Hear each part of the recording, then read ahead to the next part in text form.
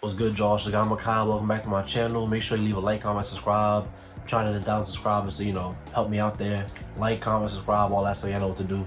But yeah, man, Luka Doncic is having an amazing playoff second time around going to the playoffs. He's doing amazing. Last year he had an amazing series, but they lost. This year he's having another amazing series, and this time they might actually win because it just seems like the Clippers defense just is not prepared to handle what Luka Doncic is throwing at them. And this time around, Luka has more help offensively to really help carry the load on offense. But yeah, man, it's crazy to me because Luka Doncic, he's really the youngest superstar in the NBA. Like, when he first came into the league, it was clear he was going to be special, but for him to have this trajectory so quickly is insane to me. But yeah, let's talk about it, man, because last night Luka had 44 points and like a near a triple-double, and that's really how the whole series has been going. Like, he's really just been slicing up the Clippers defense. Tyronn Lue, the Clippers head coach, is just doing a horrible job at adjusting and sending different doubles at Luka, sending different coverages at Luka, and he's making it too easy for Luka, because what they're doing is the Clippers are switching off the screens off Luka. Now, I want to give the Clippers credit. There was a bunch of time where they did not do that. They, they had Kawhi fight over the screen. They had Paul George fight over the screen.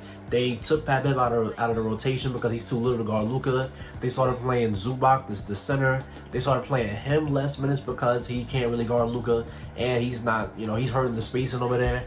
So, Tyronn Lue is trying, his best, but his best is just not good enough. I mean, Luka in this series is averaging 35, 8, and 9 on 47 from the field and 42% from three. That is insane numbers. And Kawhi Leonard is having a great, amazing series too. Let me get Kawhi's numbers right here. Kawhi Leonard is averaging 30 points, 7 assists, and 4 rebounds on 57% from the field. So he's having a great series as well. It's just, I don't want people to think that the Clippers are in a predicament they're in because of offense. Now, last night it was because of offense, because for some reason the Clippers decided to allow Reggie Jackson to get up, near the shots that Kawhi and PG were getting them. Like, I don't understand that at all. I understand that the Dallas Mavericks are sending double teams at your guys, but that doesn't mean you just automatically let the role players kind of have to dig you out of the well. Like, that is what costed them last night. They were letting Reggie Jackson, they were letting Markieff Morris, they were letting, everybody else but their two stars really go to work. And that, Reggie Jackson had a fine game. I think he had 6 threes last night. He had a fine game. Markieff Morris, no, not Markieff. Marcus Morris was hitting threes. He had a really good game last night. But Kawhi Leonard, he had 20 points on like 19 shots. Paul George didn't have such a good game. And, on a night where it seemed like Luka Doncic was doing everything, and that's every night for the Mavericks. It's really just Luka, passing to somebody, or Luka going to the rim or shooting a step back three. And if the Clippers can't, they just don't have the personnel to stop this. And I feel like this is the series that's gonna let the entire world know that Kawhi is not what he once was on defense, and Paul George is not what he once was on defense. Now, I feel like last year should have gave everybody a hint towards that, but throughout the season, these guys were playing great defense, but it just shows you how special of a talent Luka is for him to be doing this to everybody, because there's really nobody on the Clippers roster who can guard him one-on-one. He's cooking Kawhi, he's cooking Paul George, he's cooking Nick Batum, he's cooking Zubac, he's cooking Terrence Mann, he's cooking Rajon Rondo. Anybody the Clippers are throwing at him is getting cooked. And it's a different variety of moves. It could be a in-between floater, it could be a layup, reverse layup, step back three. But, the Clippers are really, really lucky Luka is a horrible free throw shooter. Because just imagine if he was making his free throws. Like, run this series right now, he's shooting 42% from the free throw line. 42% from the free throw line. He's shooting 42% from three and from free throw. Can you imagine if he was shooting like 80% from the free throw line? He would have had like 3 50-point games already in this series. But the Clippers are once again in a predicament because now all the pressure is on them heading into Dallas. Dallas is going to have a packed crowd, so it's going to be really, really tough to get into a rhythm over there. The away crowd is always crazy, but now Luka and the Mavericks have all the momentum heading back home, and that's a very dangerous combination, because when a team is feeling good, and especially when the superstar guard knows that he cannot be guarded by anybody on the team, and is going to go play at home, that's a recipe for disaster. Now, what can the Clippers do to stop Luka Doncic, in my opinion?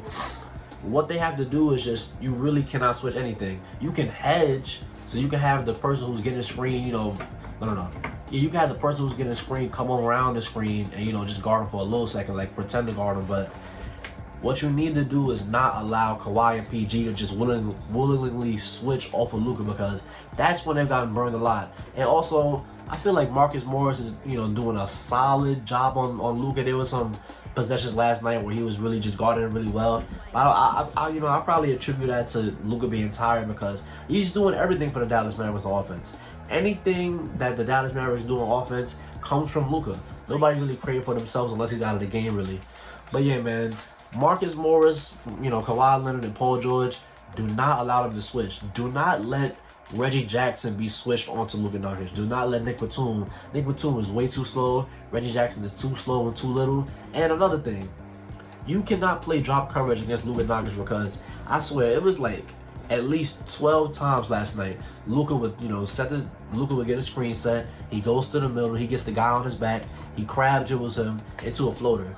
That floater must have accounted for at least 26 of the 44 points he had, because I feel like he did that over and over and over and over again. But yeah, man, I still think, you know, well, let me start before. You know, I thought the Clippers had figured this out. I thought they had figured out, you know, Luka is going to be Luka, you know, and we just got to worry about the other guys.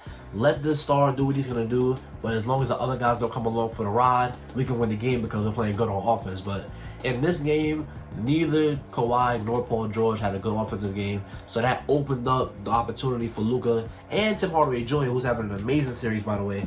He's averaging, you know, 17 points or 41% from the field. And Kristaps Porzingis, he's really been a disappointment. That man is averaging 13.8 points on 47% shooting. That's sad, bro. You're the second star. You're on a max contract. You're supposed to be the duo that's next to... You're supposed to be the second half of the duo with Luka Doncic that's, you know, supposed to be terrorizing the league for years. And the way Kristaps plays, especially against the Clippers personnel, all he does is take jumpers and fades. He just wants to shoot over everybody. Doesn't want to go in the paint. Doesn't want to post up. Doesn't want to roll hard. And it's just sad. And he can't play defense. So it's like, his contract is looking really, really rough right now. But yeah, man, I still do believe in the Clippers. I still do think they're going to figure it out, because I've learned not to count out Kawhi Leonard, you know, in closeout games and close games. And, you know, it's funny I'm saying that because last year he just lost to the Denver Nuggets, but Kawhi has been having an amazing series. It's just he had one slip up last night. So I'm thinking that, you know, Kawhi's going to come back to life. I just don't believe in the supporting cast in Dallas that's going to, you know, try to help Luka Doncic out. I don't believe that Maxi Kleber is going to, you know, have another good game. I don't believe Dorian Finney-Smith is going to have another good game. I just don't think that the help is going to allow... I just don't think the help is going to come along for the ride enough for Luka to be able to use that and, you know, propel himself to a win. But it would be fun if the Mavericks won. You know, it would be cool. But I'd rather the Clippers win, obviously. But, you know, let me know what you think down in the comment section down below. But yeah, man, if you say at the end of this video, thank you. Don't forget to like, comment, and subscribe. And I'll see you on the next one.